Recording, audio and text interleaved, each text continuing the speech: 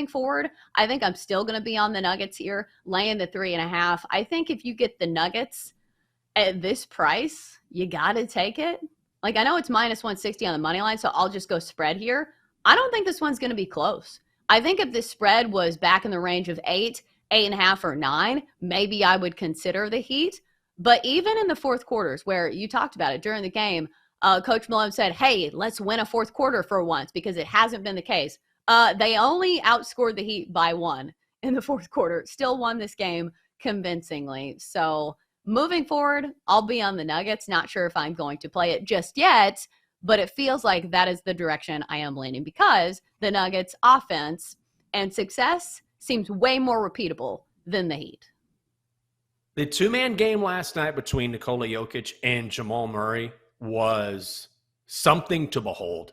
I mean, something to behold. We have never, and not just in the NBA playoffs, never in the history of the NBA have we ever seen two players have two 30-point triple-doubles.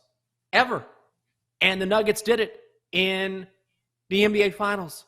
So I would say that if you're Miami, and Jimmy Butler said this after the game, do you really buy the idea? Jimmy Butler said it's just about intensity. It's just about passion. I don't buy that. I don't think they had an answer. They've got to make some sort of adjustments. I understand what Jimmy is saying, because the Nuggets were the more aggressive team from the jump, and Mike Malone begged them to do that. But do you believe that this is just about intensity if you're the Heat? I feel like they're going to have to find some way to stop that two-man game. Are there any other betting angles that you think people should be aware of going forward in the NBA Finals, whether it's Nikola Jokic triple-double, which barely got it last night, but still plus money, or a role player that you've noticed who's really stepped up, or somebody to fade down the stretch? Are there any trends that you've noticed? I'm interested in seeing where Porter's points are in this game. Absolutely. If you've been betting the Jokic triple-doubles throughout the season, I mean, we were getting it at plus 300 earlier in the season. And then once it got down to even money, I'm like, God, is it even worth it anymore? And then he gets into the playoffs and just starts crushing it. There's no reason to jump off the Jokic train right now, especially if you can find it at plus money, because you're just betting in multiple games. You're not going to be betting at once. And it's really not a blind bet, because he's just been so good, and you know what the matchup is. They tried to take the passing angle away from him in game 2. They did. In game 3, they couldn't. And you mentioned that Jokic barely got there. There's a thing called the Sombor double. Go look at his game log, and where he goes for like 25, 15, and 9. Or the Sombor triple-double is him just missing a triple-double by 1, and he did it quite a few times during the regular season. But, yeah, I think the triple-double there, and that to me is the big one. The other guy on the other side is with Cam Martin. Kind of cleaned up on Cam Martin early in the series. Last night finally had a good game. Depends on where his prop is, but Cam Martin unders have been profitable too, at least in this series. Fact or fiction, Harden is better off staying in Philly with Embiid than going to Houston for the rebuild.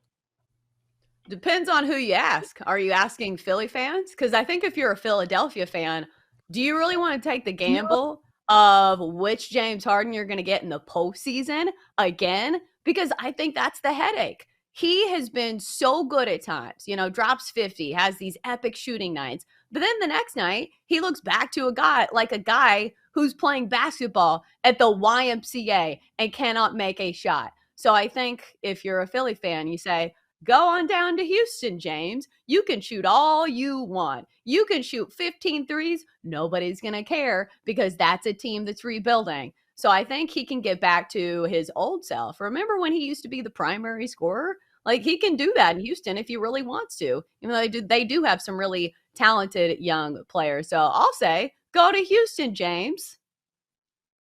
No, I'm going to say fiction. I take that back. Maybe you're right. James Harden loves a good strip club. He does. And Houston has a ton of them. We heard those stories all the time when he was in H-Town. James Harden's at the club. James Harden's at the club. James Harden's at the club.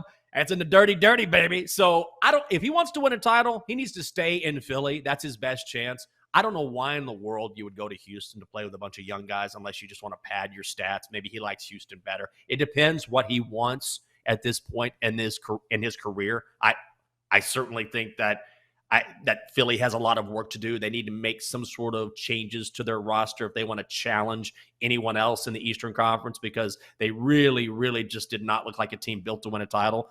If that's his motivation, he needs to stay in Philly and hope that Daryl Morey will help him do so. If he just wants to go back to Houston and enjoy the rest of his career, go to the Rockets. But I would say he should go to Philly.